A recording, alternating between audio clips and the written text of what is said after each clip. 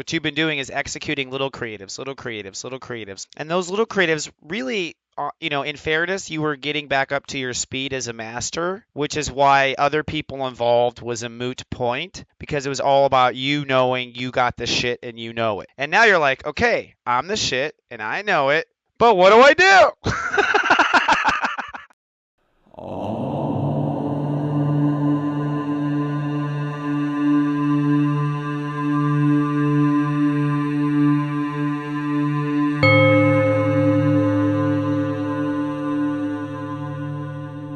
Good morning, my friend, and welcome now to Thursday. Well, today your brain might get into a fight with yourself about what's most fair. And in your megascope, I'll have some tips for drawing boundaries on a runaway brain.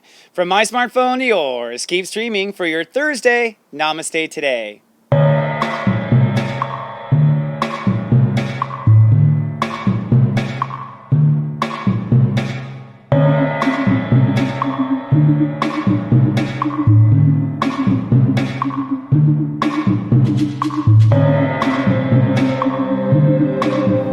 Welcome to Namaste Today, a self-loving way to kickstart your day.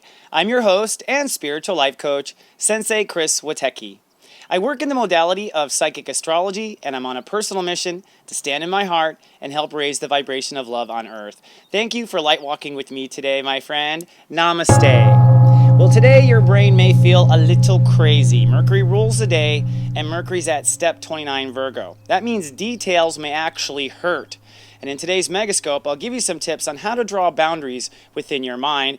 But before we kickstart that, let's take a look at today's zodiac weather.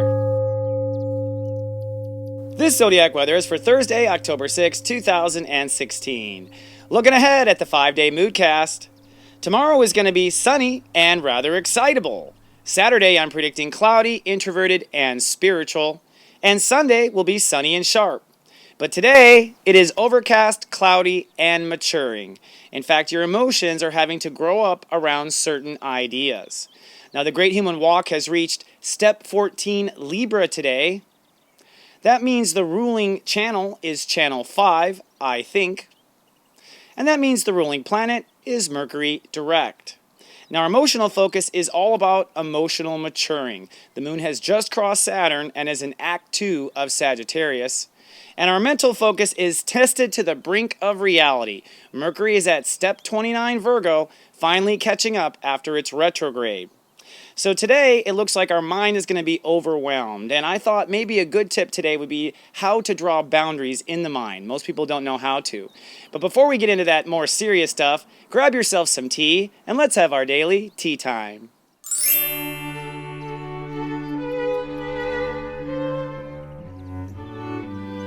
Hello, friend, and welcome to our tea time. Today's tea time topic is making me-rriage vows. And you might go, what's a me-rriage? Well, a me-rriage is my little term for one's relationship to oneself. You know, in society, we talk about our husbands, our wives, our children, our relationship to God, but we never talk about the relationship to ourselves, particularly in the United States. It's funny, the United States is really kind of self-centered by nature, but not self-aware. So it's weird to be self-centered and not self-aware, right? The self-awareness part, knowing yourself, knowing how you are, and knowing what your needs are, that's all part of what I call one's me-rriage.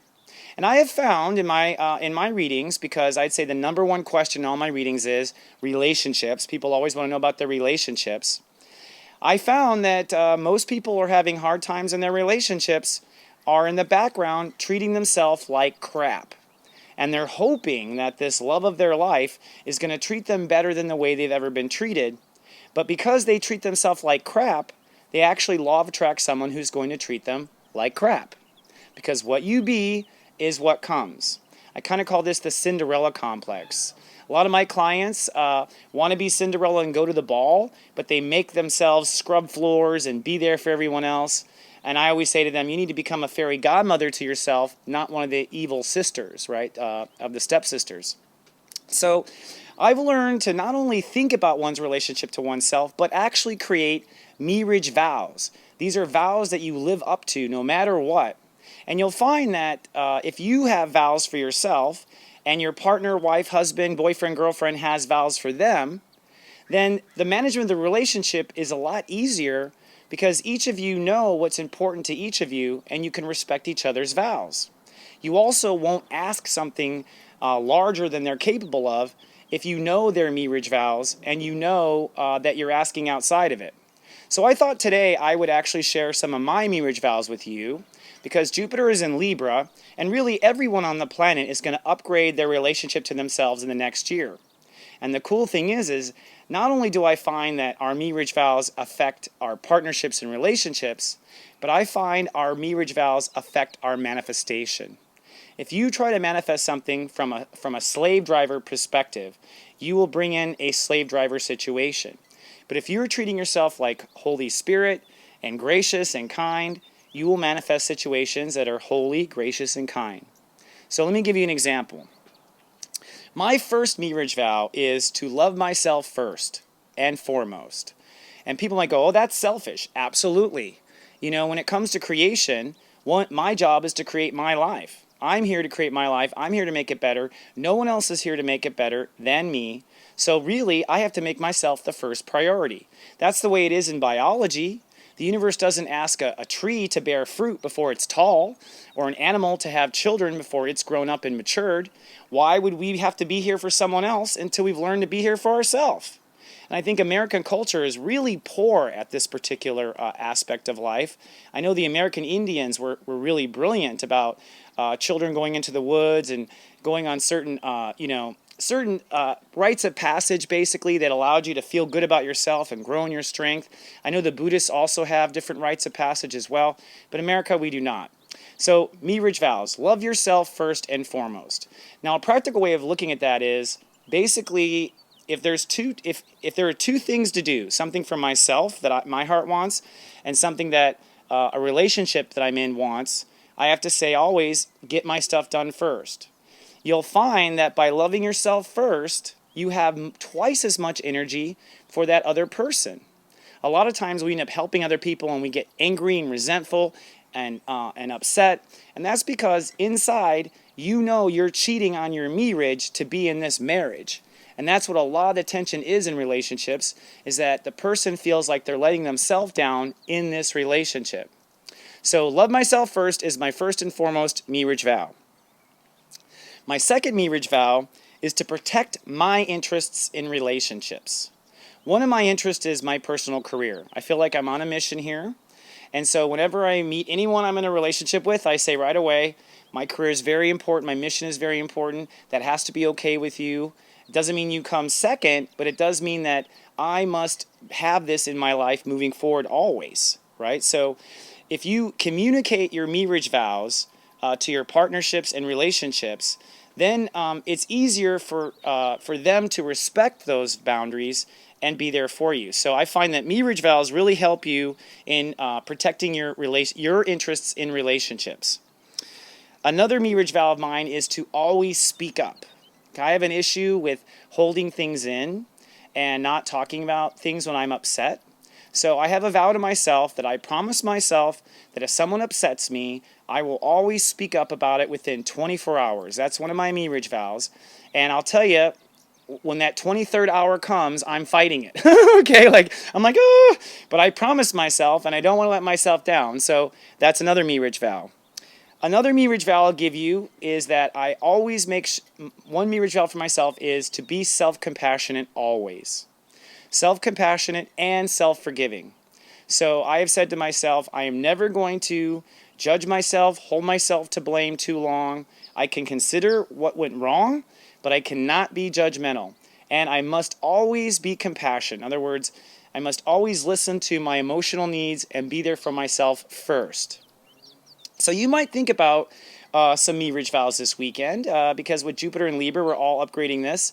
And I would recommend by Monday, if you write down at least 3 or 4, you'll be on a fantastic track to treating yourself correctly. All right, I'm going to take a sip of tea now and go talk to my guides. And when I come back, I have some mental boundary tips for you on how to keep your mind from going too far.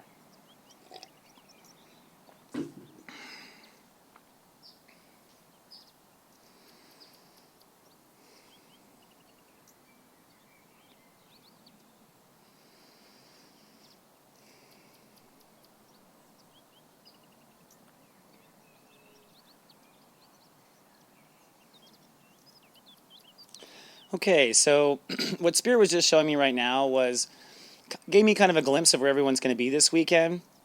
It feels like everyone's going to feel like a stranger in a strange land, if you know that book, because really, I think everyone is crossing a bridge where they treat themselves differently or raise the bar with themselves, and this is universal on Earth. So basically, what Spirit was showing me is really just be there for yourself and observe. Observe what you are seeing, observe your life, observe how people respond to you differently when you treat yourself well. And just really like you're on some sort of it's almost like you're on Disneyland and you're on a ride.